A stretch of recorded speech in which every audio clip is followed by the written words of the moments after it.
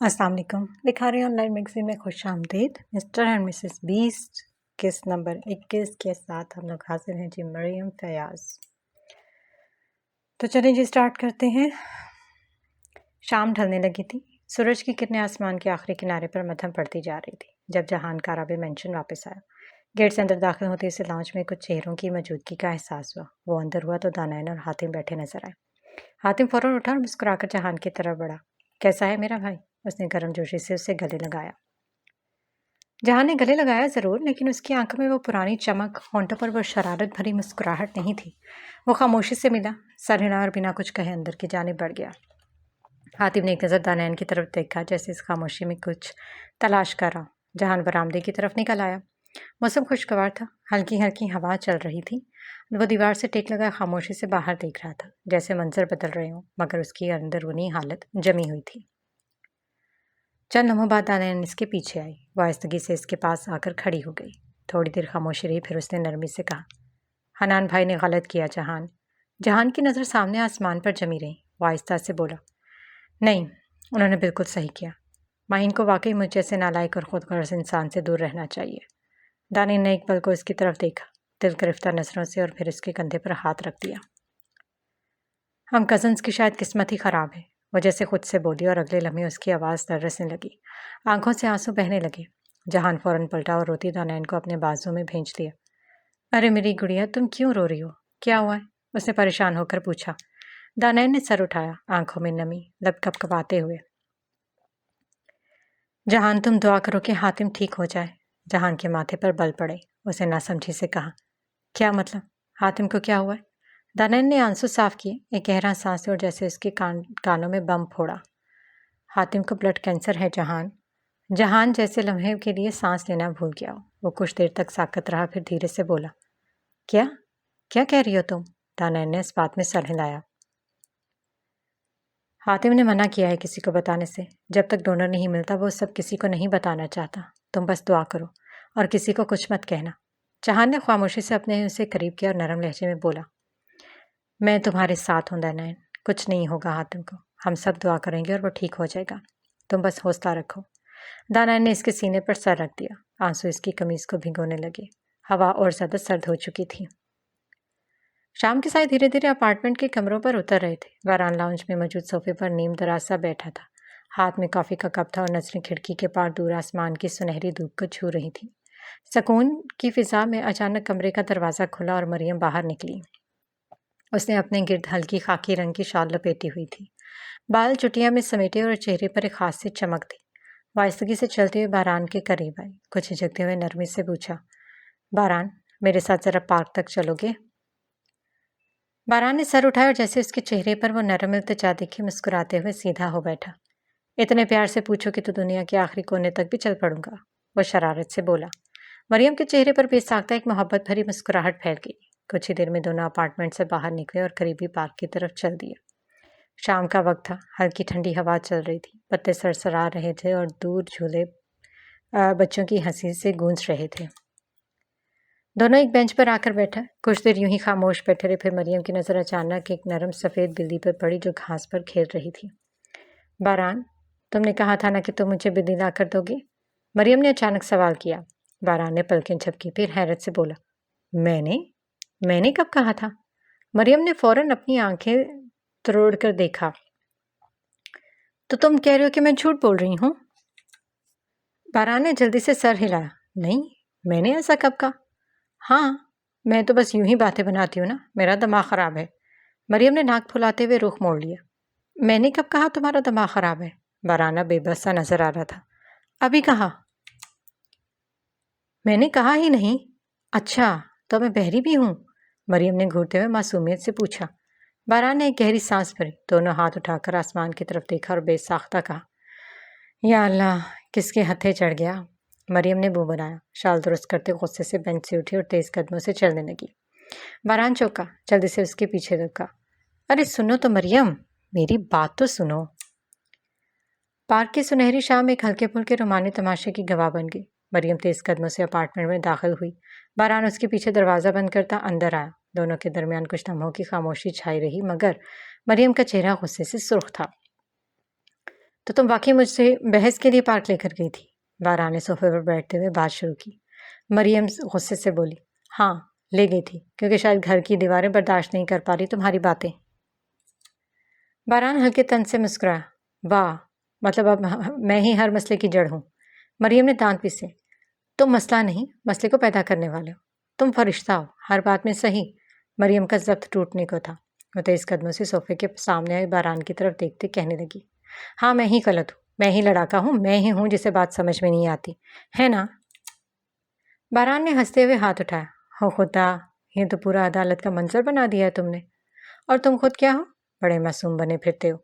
مریم نے تناؤ میں اپنے پیچھے بندھی ہوئی چٹیا کی گرا کھولی اور جھنجھلاتے ہوئے انگلیاں بالوں میں پھیر کر اسے کھولنے لگی۔ باران کی نظر اچانک ساکت ہوگی، وہ جس بے نیازی سے اپنی چٹیا کھول رہی تھی وہ اس لمحے کی شدت کو اور بھی بڑھا رہی تھی۔ اس کے کھلے بال اس کے کندھوں پر بکھرنے لگے، سرخ چہرہ، آنکھیں بھری اور ہونٹوں پر ہلکی سی لرزش۔ تو مجھے گھٹنوں پر لانا چاہتی ہو مدھومکھی؟ باران کے لبوں سے بے ساختہ نکلا۔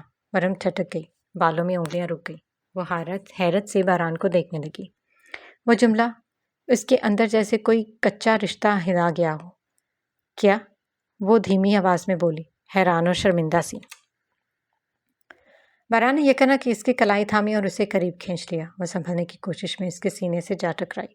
لمحے بھر کا وقت جیسے تھم گیا۔ مریم کے پلکیں جھک گئی اور باران نے ایسا سے اس کے بالوں میں ہاتھ ڈال کر بچی ہوئی چٹیا کو بھی کھول دیا۔ مریم کی سانسیں بے ترتیب تھیں، اس کی آواز گم ہو چکی تھی۔ باران نے اس کے بالوں میں چہرہ چھپایا اور ایک گہری سانس کھینچتے خارج کی۔ پھر نرمی سے مریم کے ماتھے پر لب رکھے۔ مریم کی پلکیں لرزی، لمحہ بھر کو اس کے لمس میں وہ بھی گم ہو گئی، مگر اگلے ہی لمحے ہوش آیا، وہ جھٹ سے پیچھے ہٹی۔ باران کیا کر رہے ہو؟ وہ بڑبڑائی اور تیزی سے پلٹ کر اندر کی طرف بھاگ گئی۔ باران نے اسے جاتے دیکھا اور ہولے سے مسکراتے سر جھٹکا۔ سالم عورت۔ ہر کوئی اپنی اپنی زندگی میں مصروف تھا۔ لمحے دن بنے، دن ہفتوں میں بدلے اور پھر ہفتے ہمیں خاموشی سے مہینے میں ڈھل گئے۔ وقت نے ایسا زور مرا کہ 3 مہینے جیسے پلک جھپکتے گزر گئے۔ نہ کسی کو خبر ہوئی، نہ کسی نے گنتی کی، بس زندگی میں رفتار سے چلتی رہی اور سب اپنی جگہ رواں رہے، جیسے وقت کے پیچھے دوڑ رہے ہوں۔ 3 ماہ بعد ہسپتال کے باہر شام کی مدھم روشنی تیزی سے ڈھلتے دن کا پتہ دے رہی تھی۔ موسم میں ہلکی سی خنکی گھل چکی تھی، وقت جیسے تھم سا گیا تھا۔ ہر سانس کے ساتھ گھر والوں کے دلوں کی دھڑکنیں تیز ہوتی جا رہی تھی۔ آج حاتم کا آپریشن تھا، ایک فیصلہ کن دن۔ 1 ہفتہ پہلے ڈاکٹر عمیرہ نے اسے بتایا تھا کہ ڈونر مل گیا ہے۔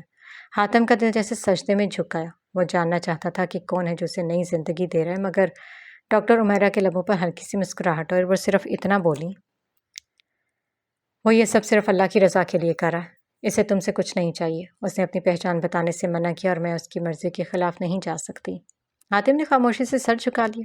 اس کے بعد اس نے دل پر پتھر رکھ کر ایک ایک کر کے گھر والوں کو ساری حقیقت بتائی۔ شروع میں سب کا رد عمل شدید تھا، مگر پھر وہ مان گئے، کیونکہ اب ان کے سامنے بیٹے کی زندگی اور موت کا سوال تھا۔ ان 3 مہینوں میں کچھ بدل چکا تھا، حتیٰ کہ ملک کی صورتحال بھی۔ بدقسمتی سے پارٹی میں ولید رندھاوا کی شمولیت کے بعد پارٹی میں اتحاد باقی نہ رہا۔ پارٹی چیئرمین کو بھی ولید رندھاوا نے اپنے ہاتھ میں کرتے خود وزیر اعلیٰ سندھ کے عہدے پر فائز ہو گیا۔ سندھ اسمبلی کے ممبران کو بھی اس نے دولت کا لالچ دیتے اپنے قابو میں کر لیا، مگر اس کی نظر ابھی وزیر اعلیٰ پنجاب کے عہدے پر تھی، جس کے لیے وہ اب تک سازشیں کرنے میں مصروف تھا، کیونکہ بلائے سلطان کا ووٹ بینک زیادہ ہونے کی وجہ سے پارٹی چیئرمین اسے کسی صورت خارج کرنے پر راضی نہ تھا، اور اس کے خارجیوں کے علاوہ اس کے ارادے کامیاب ہونا ناممکن تھا۔ اب صورتحال یہ تھی کہ پارٹی میں 2 ہی ٹولیاں بن کر رہ گئی تھی، تو دوسری طرف سب لوگ باران اور مریم کے پاس ملنے لگے۔ باران نے ہر بار نرمی سے صرف اتنا کہا، مجھے تھوڑا سا وقت دے دے، اور سب خاموش ہو گئے تھے، کیونکہ مریم اب سنبھل چکی تھی اور یہ سب باران کی بے پناہ محبت اور صبر کا ثمر تھا۔ اسے ٹوٹ کر بکھرے مریم کو ایک ایک کر کے جوڑا تھا۔ اب ہسپتال کی راہداری میں سب خام موجود تھے۔ آپریشن میں کچھ ہی دیر رہ گئی تھی۔ دانائن بار بار اپنی آنکھیں صاف کر رہی تھی، حاتم کی طرف دیکھ کر زبردستی مسکرا رہی تھی۔ سب ٹھیک ہو جائے گا حاتم، تم مجھ سے وعدہ کرو، ہار نہیں مانو گے۔ حاتم کمزور مگر مطمئن آواز میں بولا، میں تمہارے لیے خود سے بھی لڑوں گا دانائن۔ عائشہ سلطان نے حاتم کا چہرہ چومتے ہوئے کہا، میرا بیٹا تو شیر ہے، تم دیکھنا یہ سب بس ایک خواب لگے گا کچھ دن بعد۔ شرح صاحب کی آنکھیں سرخ تھیں، مگر ان کے ہاتھوں کا لمس دعاؤں سے لبریز تھا۔ اچانک کسی نے سوال کیا، ویسے یہ جہان اور عیسیٰ کہاں ہیں؟ محمد صاحب نے منہ بناتے ہوئے جواب دیا، साहिबजादे ग्रेजुएशन मुकम्मल होते ही सैर सपाटों पर निकल गए।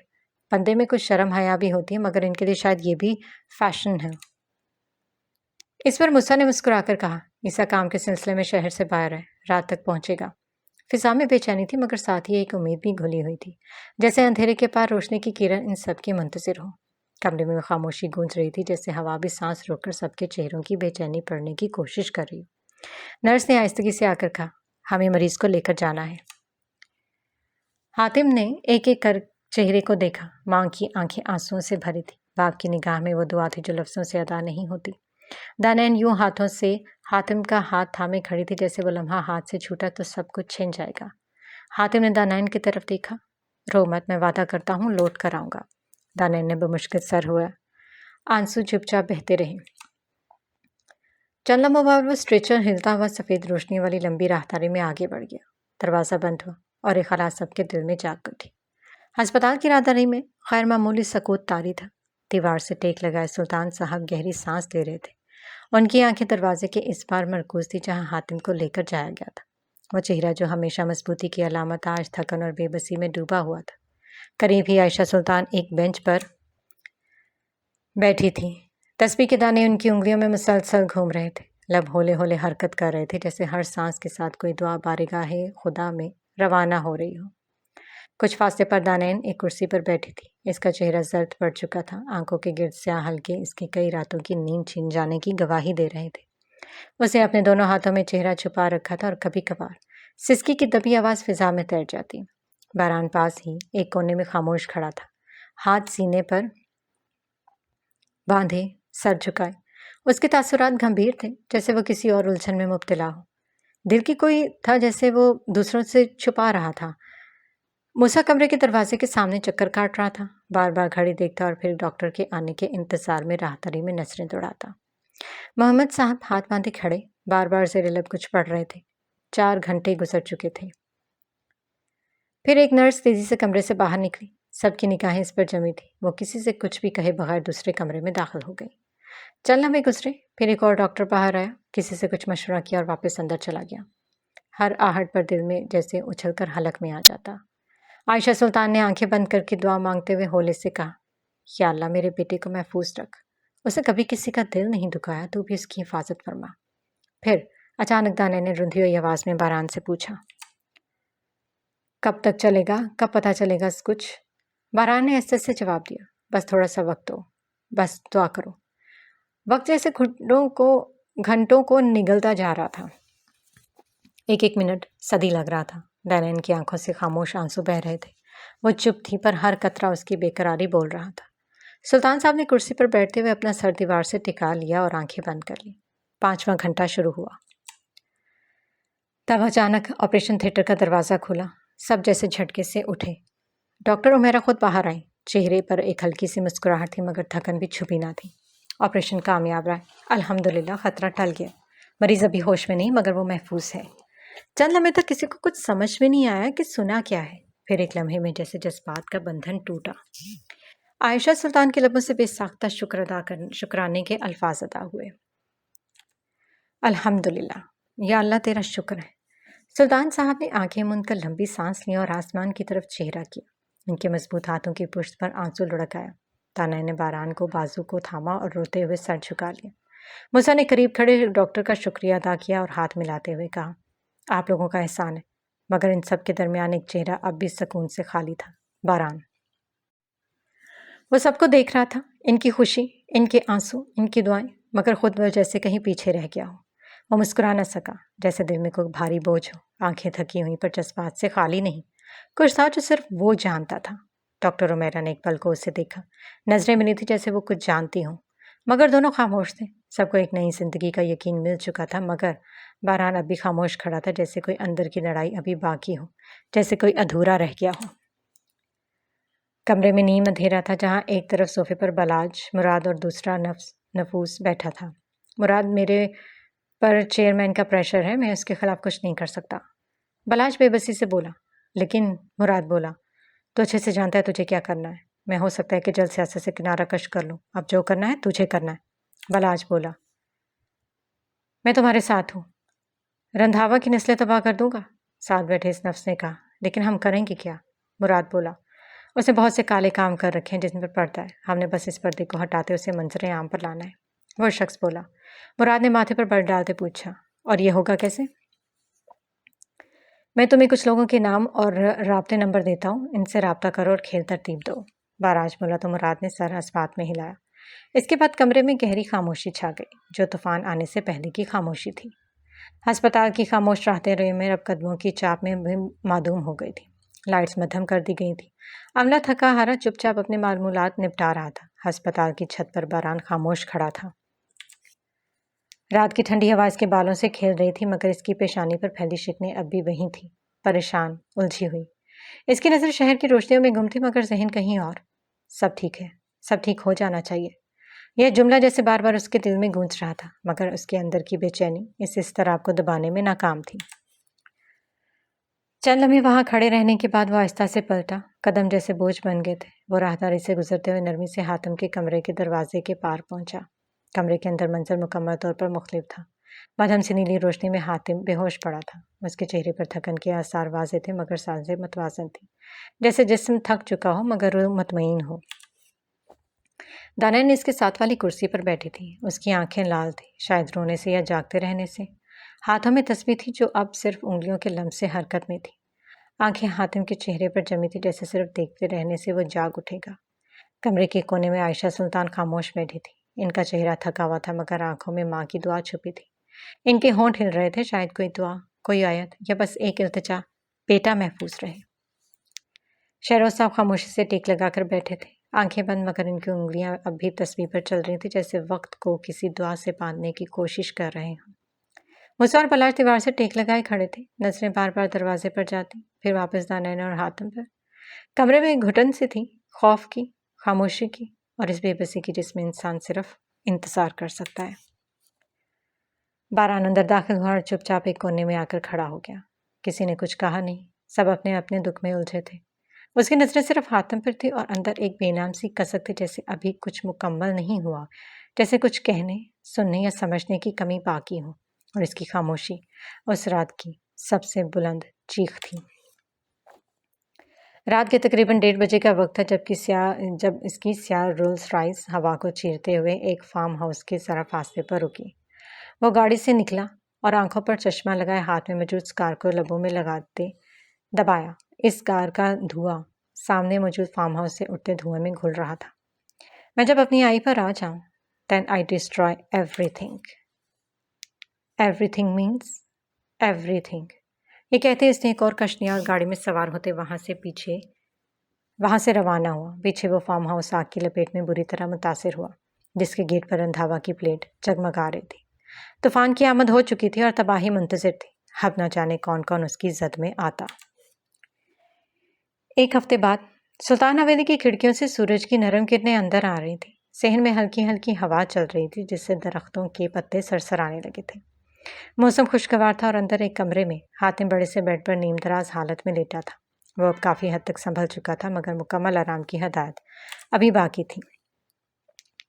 सामने की मेज़ पर दवाएं, फल और किताबें रखी थी। कमरे की फिजा में सुकून था, मगर एक गोशे से हल्की सी भागदौड़ की आवाज़ें आ रही थी। ये दानैन थी, जो कभी तकिया ठीक करती, कभी कंबल सेट करती और कभी कमरे में रखे छोटे से टेबल पर कुछ नोट्स लिख रही थी। दानैन, हातिम ने सुस्त आवाज़ में पुकारा। वो फौरन इसके करीब हुआ। क्या हुआ, कुछ चाहिए? हातिम ने हल्का सा मुंह बनाया। भूख लग रही है, कुछ अच्छा सा खाने को दिल कर रहा है, पर तुम लाओगी वही सूप। दानैन ने घूर कर उसे देखा। हाँ, क्योंकि अब यही हुक्म है तुम्हारे लिए। ये कहते वो एक हाथ में ट्रे लिए कमरे से बाहर गई और कुछ ही लम्हों बाद गरम गरम सूप ले आई। नरमी से बेड के किनारे बैठकर बोली, अब बगैर नखरे किए पी लेना, तुम्हारे लिए खास बनाया। हातिम ने हंसते हुए सर झुकाया। यकीन है, यह वही कल वाला कड़वा? हातिम, दानैन ने आंखें तंग की। फिर नखरे? हातिम ने हंसते हुए चम्मच मुंह में डाल लिया। ठीक है, तुम्हारे हाथ की बरकत है, आज तो अच्छा लग रहा है। कुछ लम्हों बाद जब सूप खत्म हो चुका तो हातिम ने संजीदगी से पूछा, वैसे तुम्हारे पेपर्स करीब है ना? तैयारी कैसी जा रही है? दानान ने मुस्कुराकर इसके बाजू से टेक लगाई। हाँ, करीब है, तैयारी तो हो रही है, मगर तुम्हारी देखभाल में दिल लग गया है। पेपर्स बाद में भी हो जाएंगे, तुम दोबारा नहीं। हातिम ने उसका हाथ पकड़कर नरमी से दबाया। ऐसी बातें मत किया करो, अब मैं ठीक हूँ, बस तुम खुद का भी ख्याल रखो। دانیال نے ہلکے سے اس کے شانے پر سر رکھا۔ تم ٹھیک ہو، یہی کافی ہے۔ حاتم نے اس کے بالوں میں انگلیاں پھیری۔ ماحول میں ایک خاموش محبت بھری لہریں دوڑ گئیں۔ سورج کی کرنیں اب بیڈ کے کنارے تک آ چکی تھیں، جیسے کمرے کو بھی اس محبت کا گواہ بننے کا شوق تھا۔ کاش یہ لمحہ یہیں رک جائے، دانیال نے دھیرے سے کہا۔ حاتم نے مسکرا کر سر ہلایا۔ رک بھی جائے، بس تم ساتھ رہو۔ اور وہ لمحہ واقعی کچھ دیر کے لیے رک سا گیا۔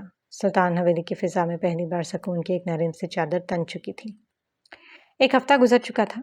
یورپ کے سفر سے واپس آنے کے بعد جہان جیسے کہ اندر اور بھی خاموشی اتر چکی تھی۔ زندگی کی چمک، ہنسی، شوخی سب کہیں رہ گئی تھی۔ جب وہ کارا بے مینشن کے دروازے سے داخل ہوا تو حال میں موجود سیان کی نظر سب سے پہلے اس پر پڑی۔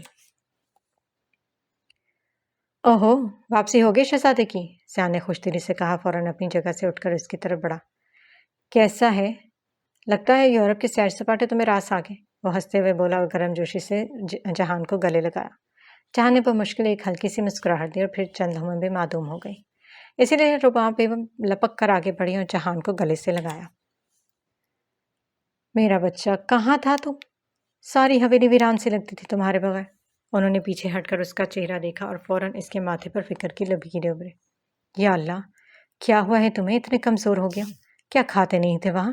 دیکھو تو ذرا یہ آنکھوں کے نیچے ہلکے۔ اسی لیے مراد بھی قریب آئے، جہان کے بازو پر ہاتھ رکھتے بولا، تو ٹھیک ہے نا؟ کوئی پریشانی تو نہیں ہوئی؟ جہان نے صرف اس بات میں سر ہلانے پر ہی اکتفا کیا، مگر چہرے کی اداسی، آنکھوں کے خالی پن سب کچھ چیخ چیخ کر اس کے دل کا حال کا پتہ دے رہے تھے۔ پیچھے سے محمد صاحب کی سخت آواز گونجی۔ خیر سے سیر سپاٹوں پڑ گئے تھے، کوئی جنگ لڑنے نہیں کہ سب اتنا سر پر چڑھا رہے ہو۔ جہان کے قدم ساخت ہو گئے مگر وہ بولا کچھ نہیں۔ محمد صاحب اپنی کرسی پر سیدھے ہو کر بولے، ادھر حاتم کا آپریشن چل رہا تھا اور یہ مصروف ٹرپ پر نکلے ہوئے تھے۔ خود غرضی اور بے شرمی کی بھی کوئی حد ہوتی ہے، مگر اس لڑکے پر تو جیسے ختم ہے۔ جہان کی آنکھوں میں ایک لمحے کو نمی تیرنے لگی۔ اس نے وہ مشکل آنسو اندر رکھے، لب بھینچے اور سر جھکائے سیڑھیوں کی جانب بڑھ گیا۔ 1-2 دن ریسٹ کرو، پھر آفس جوائن کرو، نالائق، محمد صاحب کی آواز سیڑھیوں میں گونجتی اس کے پیچھے تک آئی تھی۔ جہان کے لبوں سے بس ایک مختصر مدھم آواز نکلی، جی بابا۔ وہ اوپر کی جانب بڑھ گئے جیسے جسم سے زیادہ روح تھکی ہوئی ہو۔ نیچے رباب کا چہرہ سرخ ہو چکا تھا۔ وہ پلٹ کر محمد صاحب کی طرف آئی۔ آپ کو ذرا بھی اندازہ ہے آپ کے لفظوں کا؟ وہ بچہ بیمار لگ رہا ہے، تھکا ہوا ہے اور آپ اسے نالائق کہہ رہے ہیں۔ ساری دنیا سے ناراض ہو جائے مگر ماں باپ کے الفاظ کا زخم کہیں نہیں بھرتا۔ محمد صاحب نے اخبار سیدھا کیا مگر خاموشی سے سن لیا۔ رباب بیگم غصے میں بڑبڑاتی ہوں اندر کی طرف بڑھ گئی اور مینشن کے ماحول پر ایک بوجھ سا چھا گیا۔ جہان تھکے قدموں سے اپنے کمرے میں داخل ہوا، دروازہ بند کرتی جیسے ساری دنیا سے ایک اور دروازہ بند ہو گیا۔ لمحہ بھر کے وہ وہی دروازے سے ٹیک لگائے کھڑا رہا۔ اس کے جسم میں ایک مانوسی بے جانیت اتر آئی تھی، جیسے رگ رگ میں تھکن نے ڈیرے ڈال رکھے ہوں۔ اس نے قدموں کو بمشکل گھسیٹتے ہوئے بیڈ پر رکھا اور کھولنے لگا مگر ایک ہی دم کمر میں ایک تیز ٹیس سی اٹھی۔ وہ ہونٹ پیچھے اپنے نیچے بیٹھ گیا، جسم کا ہر جوڑ جیسے دکھ رہا تھا۔ اس نے جلدی سے بیگ سے دوائیاں نکالے اور پانی کی بوتل اٹھا کر ایک ایک گولی نکلنے لگا۔ اس کے ہاتھ کانپ رہے تھے مگر وہ سب کچھ معمول کے انداز میں کرنا چاہ رہا تھا، جیسے سب ٹھیک ہے، جیسے کچھ بھی نہیں ہوا۔ دوائیاں کھا کر وہ بیڈ پر نیم تراز ہوا اور اپنے بازو آنکھوں پر رکھ لیے مگر جیسے ہی پلکیں بند ہوئیں ذہن میں صرف ایک چہرہ ابھا، ماہین کا۔ وہ منظر ایک فلم کی طرح اس کی نظروں کے سامنے دوڑنے لگا۔ یونیورسٹی کی پارکنگ، ماہین کا بھاگ کر اس کے سامنے آیا، اس کی آنکھوں میں پھیلتی بے بسی اور پھر اس کا نظر انداز کر کے گزر جانا۔ اس نے بے اختیار آنکھیں کھول دی جیسے دل کے اندر کچھ ٹوٹنے کی آواز دوبارہ گونجی ہو۔ کیوں یاد آتی ہو اتنی؟ اس سے خود سے سوال کیا مگر کوئی جواب نہ دیا۔ وہ کروٹ بدل کر سیدھا لیٹ گیا، نظریں چھت پر جمی تھی اور پھر دھیرے دھیرے وہی چہرہ، وہی آنکھیں، وہی شرارتیں، اس کی یاد میں لپٹی ہر چھوٹی بات اسے اپنی باہوں میں لے لیتی تھی۔ آنکھیں بوجھل ہوئیں، سانس دھیرے ہوئی اور جہان ماہین کی سوچوں کے ساتھ نیند کی آغوش میں اترتا چلا گیا۔ کمرے میں ہلکی ہلکی روشنی تھی، زیتون کے رنگ کے پردے آدھے کھلے ہوئے تھے، باہر بادلوں کا ہلکا سا سایہ اور ہوا کی خنکی کمرے کے اندر تک محسوس ہو رہی تھی۔ صوفے پر بالاج سر جھکائے، کونیوں پر ہاتھ رکھے، انگلیاں ایک دوسرے میں پھنسا کر کسی گہری سوچ میں ڈوبا بیٹھا تھا۔ اس کی پیشانی پر ہلکی سی شکن تھی جیسے کوئی بوجھ دل پر رکھا ہو۔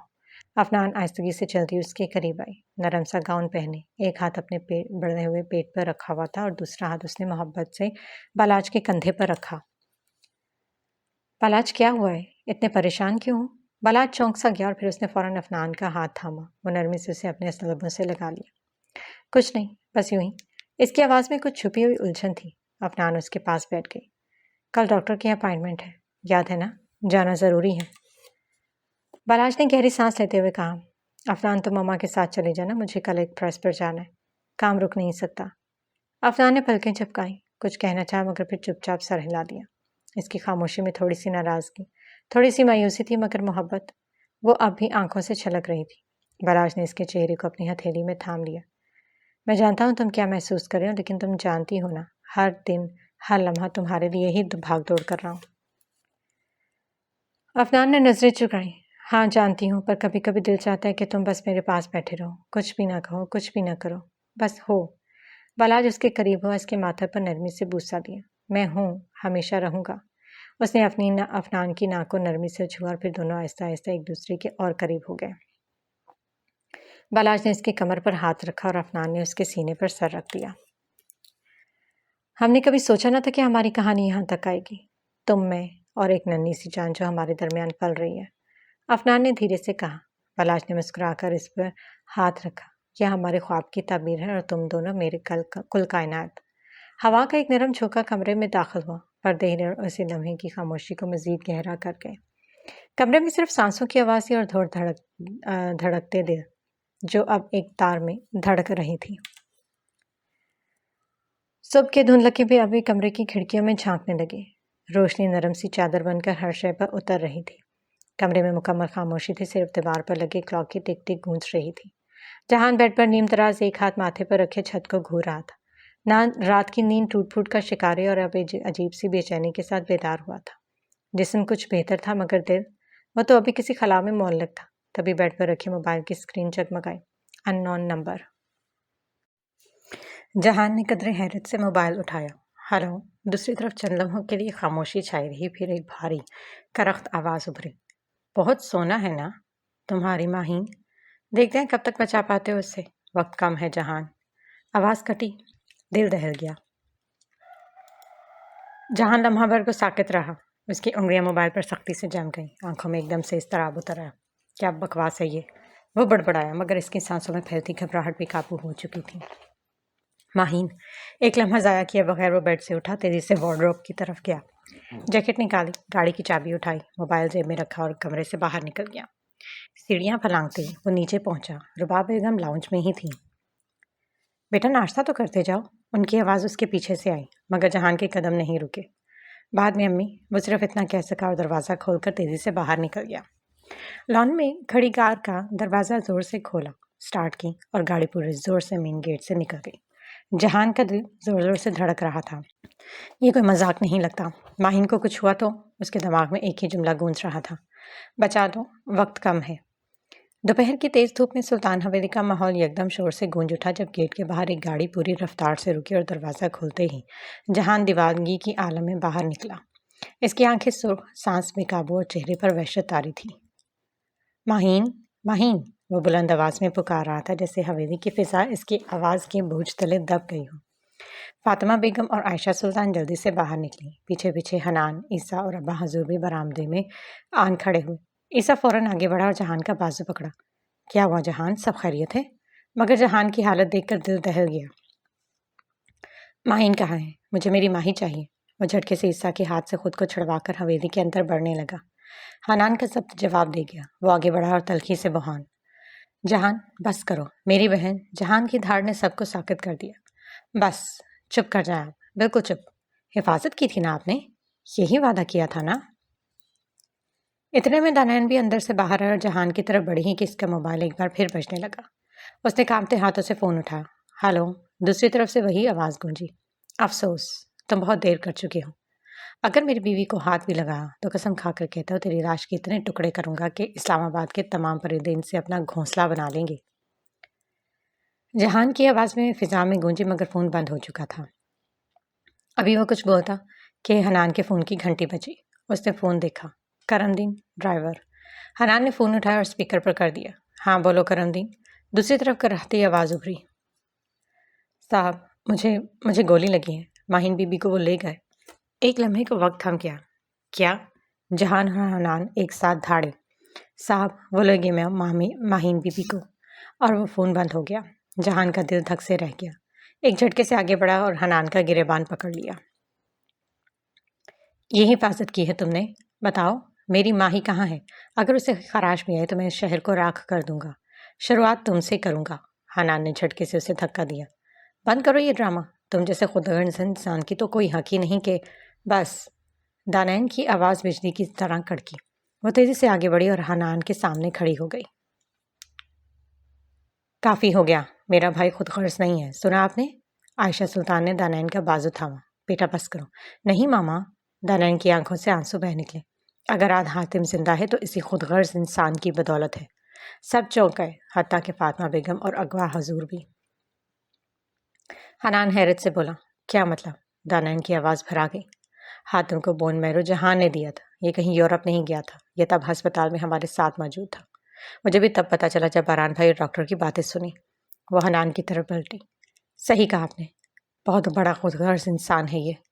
अब हर चेहरे पर हैरत की गहरी लकीरें खींच चुकी थी। हवेली की फिजा एक बोझ तले दब चुकी थी। जहान आंखों के किनारों पर जमी नमी को सख्ती से रगड़ता खामोशी से पीछे हटा और हवेली से बाहर निकल गया। कुछ लम्हे बाद हनान भी तेजी से निकला। उसके पीछे ईसा और मूसा भी भागे। हवेली के बाहर अब खामोशी थी, मगर हर दिल के अंदर एक तूफान बर्पा हो चुका था। हवा जैसे थम गई थी। सांसें बेकाबू, दिल धड़कने की बजाय धाड़े मार रहा था। जहान और हनान गाड़ी में बैठे अंधाधुन इस जगह की तरफ जा रहे थे जहां से करमदीन का फोन आया था। ईसा और मूसा उनके पीछे गाड़ी में थे। जैसे ही वो सुनसान सड़क के किनारे इस वीरान मुकाम पर पहुंचे, इनके कदम रुक गए। वो मंजर रूह झंझोड़ देने वाला था। सड़क किनारे करमदीन खून में लथपथ पड़ा था, पर आसपास माहीन का नामो निशान तक न था। माही, जहान की धीमी आवाज में अजियत छुपी हुई थी। वो बेयकीनी से इधर उधर देखने लगा, जैसे अभी वो किसी दरख्त के पीछे से निकल आएगी, मुस्कुरा देगी। हरान झुककर करमदीन को चेक करने लगा। सांस चल रही है मगर हालत नाजुक है। ईसा और मूसा फौरन आगे बढ़े। हम इसे फौरन अस्पताल ले जाते हैं। हनान ने सर अस्पात में हिलाया। जल्दी ले जाओ। जहान अभी तक पथरीली आंखों से खाली सड़क को तक रहा था, जैसे वहां हो अभी कुछ जानती, हवा भी कुछ जानती हो, जो कहने से कासिर हो। उसने कपकपाते हाथों से जेब से फोन निकाला, मुराद का नंबर डायल किया। हेलो मुराद। आवाज ऐसे कांटों पर चल रही थी। माहीन, वो अगवा हो गई है। ड्राइवर जख्मी मिला है। मुराद की परेशान आवाज सुनाई दी। कहाँ हो तुम? मैं तुम्हें लोकेशन भेजता हूँ। मैं अभी आ रहा हूँ। मुराद ने फ़ोन बंद किया। चंद ही लम्हों बाद मुराद की गाड़ी वहाँ रुकी। दरवाज़ा खुला और तेज़ी से बाहर निकला। सामने ही जहान खड़ा था, साकत, खाली, बेजान। मुराद ने आगे बढ़कर इसके कंधे पर हाथ रखा। जहान, ये नाम सुनते ही जहान उसके सीने से लग गया। वो किसी बच्चे की तरह फूट फूट कर रो दिया। मुराद, मेरी माही चली गई, मैं उसे नहीं बचा सका। मुराद ने उसे अपने बाजू में मजबूती से थामे रखा। हम उसे ढूंढ लेंगे, कसम है मुझे, कुछ भी हो जाए। इसी लम्हे एक और गाड़ी की ब्रेक की आवाज़ सुनाई दी। एसएचओ दिलावर खान और वर्दी में मलबूस सख्त चेहरा लिए वहां पर पहुंचा था। सलाम सर। उसने मुराद को सल्यूट किया। मुराद ने सर के इशारे से जवाब दिया। दिलावर, ये लड़की माही सुल्तान अगवा हुई है अभी अभी। फौरी तौर पर इलाके की नाकाबंदी करो। अतराफ के सीसीटीवी कैमरा चेक करो और जो कोई मशकूक सरगर्मी नजर आए फौरन रिपोर्ट करो। जी सर। दिलावर ने फौरन वॉकी टॉकी पर हदायत जारी करना शुरू कर दी। जहान अब भी साकत खड़ा था, चेहरे पर आंसुओं की लकीर, दिन में तूफान और नजरों में सिर्फ एक नाम, माहीन। अस्पताल से निकलते वक्त शाम के साए धीरे धीरे जमीन पर फैलने लगे थे। अफनान ने अपने हाथ में रिपोर्ट्स थाम रखी थी। डॉक्टर ने मुकम्मल तसल्ली दी थी कि सब कुछ ठीक जा रहा है, मगर इस खुशी को बांटने के लिए आयशा सुल्तान इसके साथ नहीं थी। सुबह से उनकी तबीयत कुछ मान थी। अफनान ने इसरार के बावजूद इन्हें आराम का मशवरा दिया और अकेली ड्राइवर के हमरा चली आई थी। बराज की तरफ से रखी गई लेडी ड्राइवर, जिसका नाम सबा था, हमेशा साथ रहती थी, एहतियात और तहफ़्फ़ुज़ की खातिर। बलाज ने अफनान के लिए इसका इंतज़ाम ख़ास तौर पर किया था। सबा खामोश तमर और जिम्मेदार लड़की थी और जो हर लम्हा मोहतात रहती थी। अफनान जैसे ही अस्पताल से बाहर निकला, जल्दी से सबा ने आगे बढ़कर दरवाज़ा खोला। चले मैम? हाँ, सुल्तान हवेली ले चलो। अफनान ने नरमी से कहा। रिपोर्ट्स अपनी गोद में रखी और एक लम्हे को अपने वजूद पर हाथ रखकर गहरी सांस ली। गाड़ी आहिस्तगी से अस्पताल की पार्किंग से निकली और शहर के बाहर वाक़ई सुल्तान हवेली की रवा दवा हो गई। शाम गहरी होती जा रही थी। आसमान पर बादलों की तह छा चुकी थी। सड़कों पर रश कम होता जा रहा था। कुछ देर बाद गाड़ी एक सुनसान सड़क पर पहुंची जहां दूर दूर तक एक इंसानी आहट कम थी। तभी अचानक सामने से एक स्याह रंग की गाड़ी तेजी से आई और उनकी गाड़ी के बिल्कुल सामने आकर ब्रेक लगा दिया। साथ ही पीछे से भी एक वैसे ही गाड़ी आकर रुक गई। सबा ने फौरन ब्रेक पर पाँव मारा और साइड मिरर से पीछे देखा। इसके चेहरे पर तशवीश की लहर दौड़ गई। मैम, ये कुछ ठीक नहीं लग रहा। अफनान, जो पहले ही सड़क की सुनसानी से कुछ बेचैन थी, सीधी होकर बैठ गई। सबा, गाड़ी लॉक करो। मगर वो कुछ करती इससे पहले ही सामने वाली गाड़ी से 6-7 नकाबपोश मर्द निकल आए। एक आंखों में चमक लिए अफनान की तरफ लपका और दूसरा दरवाज़ा खींचकर खोला। कौन हो तुम लोग? हटो। अफनान ने ज़ोर से चीखने की कोशिश की मगर खौफ से उसकी आवाज़ लरस रही थी। सबा फौरन दरवाज़ा खोलकर बाहर निकली। वो कुछ बोलने ही लगी थी कि एक लंबा सा शख्स पूरी तरह स्याह लिबास में मलबूस इसके करीब आया और महारत से उसकी गर्दन के एक खास हिस्से को दबाया। सबा की आंखें पलकों समेत बंद हुईं और वो बेहोश होकर ज़मीन पर गिर गई। सबा, अफनान ने बड़बड़ाते हुए दरवाज़ा बंद करने की कोशिश की मगर देर हो चुकी थी। एक और शख्स जिसके हाथ में सफ़ेद कपड़ा था आगे बढ़ा। अफनान ने हाथ झटकने की कोशिश की मगर जैसे ही वो कपड़ा उसके मुंह के करीब ला गया, तेज़ खुशबू ने इसकी हवास मुअत्तल कर दी। उसकी भारी पलकें होने लगी और चंद लम्हों में बेसुध होकर उसकी बाजुओं में गिर गई। जल्दी करो, एक मर्द की सख्त आवाज़ उभरी। उसे गाड़ी में डालो और दूसरी को यहीं छोड़ो। हमें बस 5 मिनट है हमारे पास। अफनान को उठाकर पीछे गाड़ी की पिछली सीट पर डाल दिया गया। गाड़ी तेजी से स्टार्ट हुई और वो लोग सुनसान सड़क पर अंधेरे में गुम हो गए। हवाएं जोर से चलने लगी थी। अफनान के हाथ में मौजूद रिपोर्ट्स फर्श पर गिरी हुई थी और इनमें एक सफ़े पर बच्चे की झलक की तस्वीर थी जो अब खामोशी से सड़क पर पड़ी हल्की हवा से हिल रही थी। शाम की रोशनी मध्यम पड़ चुकी थी और कैमरों की चमक में एक हाल जगमगा रहा था। बालाजी एक बड़ी प्रेस कॉन्फ्रेंस के दौरान सहाफ़ियों के तेज़-ओ-तुंद सवालात का सामना कर रहा था। एंकर्स और रिपोर्टर्स उसके इर्द गिर्द मौजूद थे। हर कोई उससे जवाब चाहता था। हर फिक्रे के पीछे किसी बड़ी शय सुर्खी की उम्मीद थी। बालाज पुरअतमाद अंदाज में सवालात के जवाब दे रहा था मगर एक मामूली सी उलझन इसके चेहरे पर बार बार उभर रही थी। जब इसका असिस्टेंट बार बार आगे बढ़कर इसे मोबाइल दिखाता। सर, कॉल आ रही है, वही नंबर 12 मरतबा मिस हो चुकी हैं। बालाज ने एक लम्हे को मोबाइल की स्क्रीन देखी। सबा, फौरन दिल में एक अजीब सा इस्तराब पैदा हुआ मगर उसने हाथ के इशारे से असिस्टेंट को पीछे हटाया और सहाफ़ी के अगले सवाल की तरफ मुतवज्जो हुआ। मगर जैसे ही कॉन्फ्रेंस इख्तिताम को पहुंची वो सीधा असिस्टेंट के पास गया। मोबाइल इसके हाथ से लिया और स्क्रीन पर जमी नज़र देखते उसका माथा शिकन आलूद हो गया।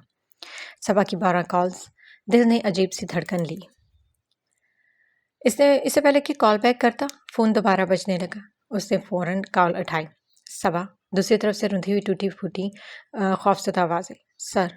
सर वो अफनान मैम, सर वो इन्हें ले गए। 7-8 आदमी थे, मैं कुछ नहीं कर सकी। वो बेहोश हो गई। मैं भी हो गई थी लेकिन अब होश आया तो वो सर वो नहीं है। सबा की आवाज़ में आंसुओं का सैलाब था। बालाज के कानों में सन्नाटा छा गया। आंखों के सामने एक ही चेहरा घूम गया। अफनान। इसके लबों की वो मासूम सी मुस्कुराहट। बस कभी कभी दिल करता है तो बस मेरे पास बैठे रहो, कुछ भी ना कहो ना करो, बस हो। उसका दिल गोया किसी ने मुट्ठी में ले लिया। अचानक उसने चीख के अंदाज में कहा, गाड़ी निकालो, सब बंद करो अभी इसी वक्त। कैमरे में मौजूद सिक्योरिटी असिस्टेंट रिपोर्टर्स सब इसकी आवाज़ पर ठठक गए। प्रेस हाल की खामोशी चीखों से टूट गई मगर बालाज को किसी चीज़ की परवाह नहीं थी। वो बर्क रफ्तारी से दरवाजे की जानिब लपका, अपना फ़ोन जेब में डाला और लंबे लंबे डग भरता बाहर निकल गया। पार्किंग में पहुंचते वो गाड़ी में बैठा, एक झटके से दरवाज़ा बंद किया और जैसे इंजन स्टार्ट किया गाड़ी के चीखते टायरों के साथ बाहर निकल गई। गाड़ी की रफ्तार हद से ज़्यादा थी मगर इसकी आंखों में बस एक चेहरा, अफनान। दिल खौफ और बेचैनी की चादर में लिपटा हुआ था। नहीं, कुछ नहीं हो सकता उसे, वो खुद से बड़बड़ाया। उसके बेख्तियार लहजे में वो बेबसी थी जो एक बेइंतहा मोहब्बत करने वाला ही महसूस कर सकता है। गाड़ी के पीछे सड़क के किनारे एक नफूस खड़ा था, लंबा कद, चेहरा आधा साए में।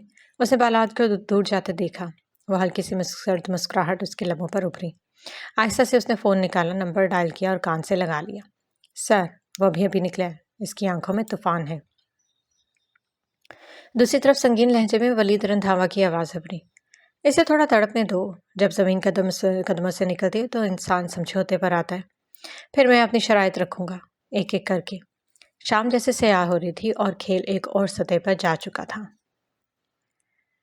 अंधेरे ने शाम को मुकम्मल तौर पर निगल लिया था।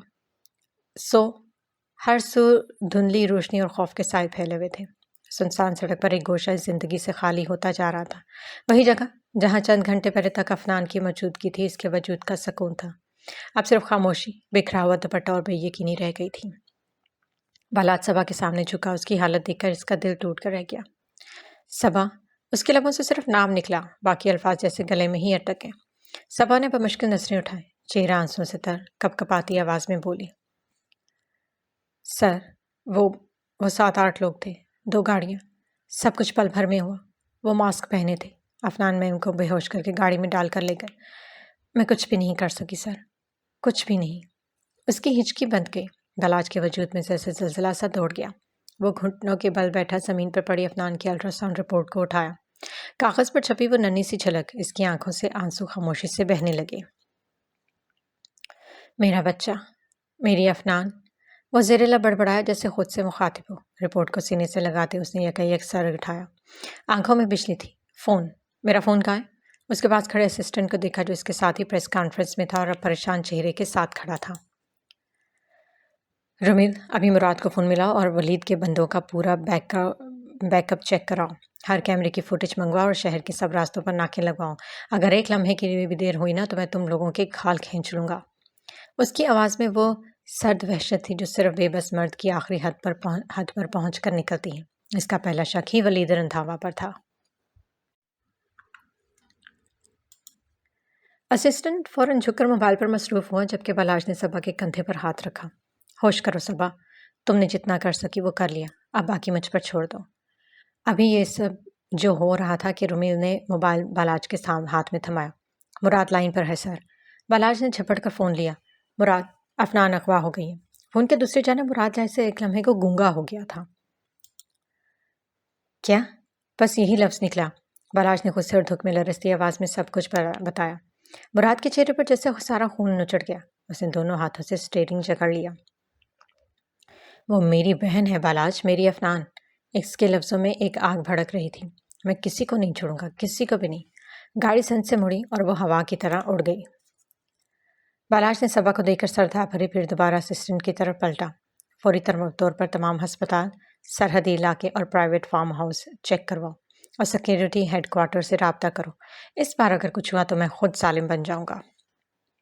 उसके लहजे में सिर्फ दर्द ही नहीं था, इंतकाम की चिंगारियां भी सुलग रही थी। हम वक्त ज़ाया नहीं कर सकते। मेरी माही, मेरी बीवी, इसे कुछ हुआ तो नहीं होगा, बारान ने बीच में कहा। हम इसे ढूंढ निकालेंगे, ख्वाह ज़मीन खोदनी पड़े या आसमान फाड़ना पड़े। मरियम बाजू लपेटते खड़ी थी। अब इसके चेहरे पर सर्दमहरी और गुस्सा था। बस ये ना हो कि हम इसे ढूंढ तो लें लेकिन वो हम सबसे नजरें फेर चुकी हों। जहान का दिल दहल गया, लेकिन इसकी आंखों में अब एक नया अज़म जाग चुका था। नहीं, माही को मैं खुद वापस लाऊंगा, किसी भी हाल में। यह मंजर मरियम और बारान के अपार्टमेंट का था, जहां इस वक्त बारान, जहान, हनान, मरियम और एसएचओ दिलावर खान सोफे पर परेशान बैठे थे। हनान ने गुस्से से कहा, यह सब इस जैन का काम है, मुझे इसी पर शक है। जैन का नाम आते ही मरियम और बारान ने एक दूसरे की तरफ देखा, जैसे कोई पुराना खेल याद आ गया हो, जैसे इन दोनों के जहन में कोई तरतीब चल रही हो। बारान ने संजीदा लहजे में कहा, अगर ये जैन का काम है तो उसे माहिन से गर्ज नहीं, उसे जहान से। वो इसे तबाह करना चाहता है, वो तीनों खानदानों को बर्बाद करेगा। शुरुआत शम्स पैलेस से करेगा, माहिन को लेकर, फिर काराबे मेंशन से, जहान को निशाना बनाकर। हनान फौरन बोला, और तो फिर सुल्तान हवेली से? अफनान भी तो अगवा हुई है। जहान ने हल्की सी नफ़ी में सर हिलाया। नहीं, ये काम वलीद रंधावा का है, बालाज को पूरा यकीन है। बारान ने संजीदगी से कहा, वो मरियम पर हमला कर सकता है, पहले भी तो मुराद पर हमला हुआ था और नुकसान मरियम को हुआ था। दिलावर खान ने खामोशी तोड़ी, हमें यह समझना होगा कि अब दुश्मन सिर्फ एक नहीं, कई चालें बिछा चुका है। कमरे में कुछ देर के लम्हे खामोशी छाई रही, फिर मरियम की आवाज़ गूंजी। वो अपनी जगह से उठी, उसके चेहरे पर सख्ती और आंखों में आग थी। अब खेल को हम तरतीब देंगे और इस बार प्यादे में अपनी मर्जी से चलाऊंगी। रात की स्याही गोया सारी कायनात पर उतरी थी। सुल्तान हवेली और काराबे मेंशन, दोनों मकानों में एक गहरी खामोशी और बेचैनी छाई हुई थी। सबके दिल बेकरार थे। माहिन और अफनान की कोई खबर नहीं थी। वक्त जैसे थम गया था। जहान लाउंज में बेचैनी से टहल रहा था। उसकी आंखें बार बार दरवाजे की तरफ जाती, जैसे हर आहट पर उम्मीद जागती हो कि शायद कोई खबर लेकर आ रहा हो। दिल बेकरारी की आखिरी हद पर था। अचानक दरवाज़ा खुला और बालाज शिकस्ता कदमों से अंदर दाखिल हुआ। उसका चेहरा उतरा हुआ था, आंखों के गिर्द हल्के और थकन छुपी न थी। अफनान का अभी तक कुछ नहीं पता चला, उसने धीमी आवाज़ में कहा। कमरे में जैसे सख्ता तारी हो गया। سب ایک دوسرے کو دیکھ کر تسلی دینے لگے مگر خود کو تسلی کوئی نہ کر سکا۔ مریم اور بہران تمام اختلافات بھلا کر سلطان حویلی میں موجود تھے۔ ماحول میں خاموش مگر پر اثر اتحاد محسوس ہو رہا تھا۔ تبھی SHO دلاور خان دروازے سے اندر داخل ہوا۔ سب چونک کر اس کی طرف متوجہ ہوئے۔ ایک اہم رپورٹ ملی ہے، اس نے مختصر الفاظ میں کہا۔ مراد کی غیر موجودگی نے سب کو حیرت میں ڈالا مگر دلاور خان بول پڑا، ماہین کے اغوا میں درانی کا ہاتھ ہے۔ کمرے میں موجود سب افراد حیرت سے ایک دوسرے کو دیکھنے لگے۔ مگر درانی کی دشمنی ہم سے کیا؟ کسی نے سوال کیا۔ تبھی مریم ایک جھٹکے سے اپنی جگہ اٹھی۔ اس کی آنکھوں میں شعلے بھڑکنے لگے۔ اس کی دشمنی مجھ سے ہے، مجھے زہر بھی اسی نے دیا تھا، اس نے بلند آواز میں کہا۔ بہران بولا، یقیناً وہ ذہن کے ساتھ ملا ہوا ہے۔ مراد کی غیر موجودگی میں بلاج کی ہر طرف نظریں گئی تو بہران نے سنجیدگی سے کہا، کوئی کھیل تھا جو یہ 5 نفوس مل کر کھیل رہے ہیں۔ فضا ایک بار پھر سنجیدہ ہو گئی جب اچانک بہران نے چونک کر کہا، زیان کہاں ہے؟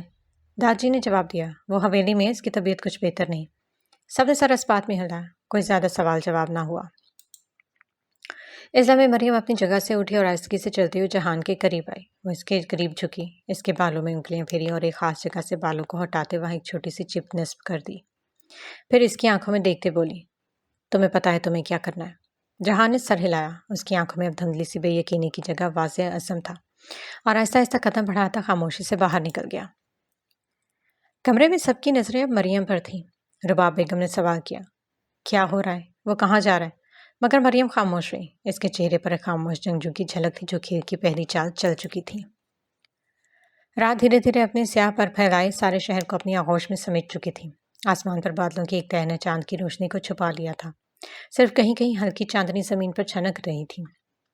ہواؤں میں عجیب سی سنجیدگی تھی، جیسے فضا میں کسی اندوہناک حادثے کا ماتم کر رہی ہو۔ سلطان حویلی میں سکوت چھایا تھا اور سب لوگ اپنے اپنے کمروں میں بے چینی سے جاگ رہے تھے۔ عائشہ سلطان بار بار آنکھیں بند کر کے تسبیح پڑھتی، پھر جھونک کر کھڑکی سے باہر دیکھنے لگتی، جیسے ماہین ابھی آ جائے گی، ابھی آ جائے گی۔ کمرے کی مدھم پیلی روشنی میں ان کے چہرے کی جھریاں مزید نمایاں ہو رہی تھی۔ یا اللہ، میری بچی کو محفوظ رکھنا، یہ دعا ان کے لبوں پر بار بار آتی اور آنکھوں سے بہتے آنسو ان کے گالوں پر خاموشی سے پھسلتے جاتے۔ باراج کا کمرہ سرد اور ویران ہو چکا تھا۔ وہ ٹیک لگائے صوفے پر بیٹھا تھا، ایک ہاتھ میں افنان کی الٹرا ساؤنڈ رپورٹ اور دوسرے ہاتھ میں اس کی تصویر۔ آنکھیں سرخ تھیں، چہرہ سپاٹ، لیکن دل کے اندر ایک قیامت برپا تھی۔ اس کے ارد گرد وقت رک سا گیا تھا، ہر گزرتا لمحہ اس کے دل پر ایک نیا زخم چھوڑ رہا تھا۔ کیا حال ہوگا تمہارا افنان؟ تمہارے اندر میرا بچہ ہے، میں تمہیں کچھ نہیں ہونے دوں گا، میں اپنی جان دے دوں گا لیکن تمہیں واپس لاؤں گا، وعدہ ہے۔ وہ زیر لب بولا جیسے خود کو یقین دلا رہا ہو۔ اسی لمحے کہیں دور ایک کتے کے بھونکنے کی آواز آئی، جیسے رات کے سناٹے کو چیرتی اور پھر دوبارہ گہری خاموشی۔ دوسری طرف مراد جو مسلسل گاڑی میں تھا، تھکنے کا نام ہی نہیں لے رہا تھا۔ رات اس کے لیے ختم ہی نہیں ہو رہی تھی۔ وہ ہر پولیس چیک پوسٹ، ہر ہسپتال، ہر جگہ جا رہا تھا۔ نقشے اس کے سامنے بکھرے تھے، آنکھیں سرخ مگر ارادہ فولادی۔ میری بہن، میری افنان، تم جہاں بھی ہو میں تم تک ضرور پہنچوں گا۔ اور انہی ٹوٹے لمحوں میں رات رفتہ رفتہ اپنی سیاہی گہری کرتی جا رہی تھی۔ فجر کی اذان ابھی کچھ دور تھی مگر امید ابھی باقی تھی۔ صبح کی سورج کی روشنی دھیرے دھیرے افق سے نکل کر زمین پر اپنے سنہری رنگ بکھیر رہی تھی۔ شہر میں ہلچل کا آغاز ہو چکا تھا، پر سلطان حویلی کی فضا ابھی بوجھل تھی۔ سب کی آنکھوں میں جاگتی راتوں کی تھکن تھی اور دلوں میں کسی خوف کے آنے کا ڈر۔ ایک کمرے میں موجود سب افراد کی آنکھیں اور توجہ SHO دلاور خان پر جمی تھی، جو مسلسل فون کی اسکرین پر جھکے کسی کال یا لوکیشن کا تجزیہ کر رہے تھے۔ مراد، بہران، مریم اور حنان خاموشی سے کھڑے یا بیٹھے اس پل کے منتظر تھے جب کوئی سراغ ملے۔ پھر اچانک دلاور خان نے فون کو زور سے میز پر رکھا اور گہری آواز میں کہا، جہان کی گاڑی کی لوکیشن کافی دیر سے ایک ہی جگہ پر ٹریس ہو رہی ہے مگر گاڑی خالی ہے، سرایہ بتا رہے ہیں کہ وہاں وہ موجود نہیں ہے۔ وہ سنتے ہی مریم جھٹکے سے اپنی جگہ سے اٹھی۔ تو وہ لوگ جہان کو بھی لے گئے؟ میں نے کہا نہیں تھا؟ کمرے موجود سب نے آہستہ آہستہ سر اس بات میں ہلایا۔ خاموشی گویا مریم کی بات کی تصدیق کر رہی تھی۔ مراد نے گمبھیر لہجے میں پوچھا، اب تم کیا کرو گی مریم؟ مریم نے ایک لمحے کو سب کی طرف دیکھا اور پھر سے فاقے سے بولی، اس کا اگلا شکار میں ہوں گی اور یہی اس کی زندگی کا آخری شکار ہوگا۔ بہران جھٹکے سے اٹھ کھڑا ہوا، غصے سے چلاتے ہوئے بولا، تم وہاں ہرگز نہیں جاؤ گی۔ ہر لفظ میں ایک نہ ختم ہونے والی فکر تھی، ایک بے بس محبت۔ مریم اس کے بالکل سامنے کھڑی ہوئی، آنکھوں میں چٹانوں جیسا عزم لیے۔ میں جاؤں گی باران، یہ سارا کھیل اس لیے ترتیب نہیں دیا کہ آخر میں تم کو بلنڈر کھڑا کر دو۔ باران نے آگے بڑھ کر اس کا بازو تھام لیا، جیسے اسے روک لینا چاہتا اور جیسے وہ لمحہ کھینچ دینا چاہتا۔ جہان اور ماہین کو وہ پھر بھی کچھ نہیں کہے گا، لیکن تم اس کی اصل دشمن ہو، تمہیں دیکھتے ہی گولی مار دے گا۔ مریم نے تھوڑا سا جھک کر سرد لہجے میں کہا، اب کچھ نہیں ہو سکتا بارون، اگر تم نے کچھ کرنا تھا تو پہلے کرتے، اب کھیل جیسے چل رہے ویسے ہی چلے گا۔ بارون کچھ کہنے والا تھا جب دلاور خان نے مداخلت کی۔ باران سے کچھ نہیں ہوگا، میں گارنٹی دیتی ہوں، ہم وہاں وقت پر پہنچیں گے۔ مریم نے فوراً گردن موڑ کر دلاور خان کو دیکھا، اس کی آنکھوں میں ستائش اور سوال دونوں جھلک رہے تھے، جیسے پوچھ رہی ہوں، کیا تم واقعی میرے ساتھ ہو؟ کیا تم پر اعتبار کیا جا سکتا ہے؟ دلاور خان نے اس نظر کی حدت پر گلا صاف کرتے ہوئے تھوک نکلا۔ باران پھر آگے بڑھا، مریم کے بالکل سامنے آیا، اس کے گلے میں موجود لاکٹ کو چھوتے ہوئے بولا، یہ لاکٹ۔ مریم نے فوراً بات کاٹی، اوہ تو تم میری جاسوسی کرتے ہو؟ لب و لہجے میں طنز چھپا ہوا تھا، مگر آنکھوں میں عجیب سا چمک۔ باران نے آہستہ سے کہا، یہ صرف تمہاری حفاظت کے لیے تھا۔ مریم مسکرائی، مگر وہ مسکراہٹ تلخ تھی۔ مجھے پتا تھا باران، جب تم نے مجھے یہ لاکٹ دیا تھا تب سے ہی۔ باران نے اس کی ذہانت پر مسکراتے ہوئے اس بات میں سر ہلایا، اب جاؤ ورنہ میں دھکے دے کر نکالوں گا تمہیں۔ اس کے بعد کچھ دیر منصوبہ بندی ہوئی، سب نے ایک ایک قدم کا جائزہ لیا، راستے، وقت، اسلحہ، لوکیشنز، سب ترتیب دیا گیا۔ پھر مریم نکل گئی، پوری تیاری کے ساتھ، جیسے موت کے گھر دعوت دینے جا رہی ہوں۔ پیچھے باران سمیت سب نفوس کمپیوٹر پر نظریں جمائے اس کی لوکیشن چیک کر رہے تھے۔ حنان خاموشی سے سب کو دیکھ رہا تھا، جیسے یہ سب کچھ اس کے لیے نیا ہو، یا شاید اب سمجھ آ رہا ہو کہ مریم صرف ایک عورت نہیں، ایک طوفان ہے۔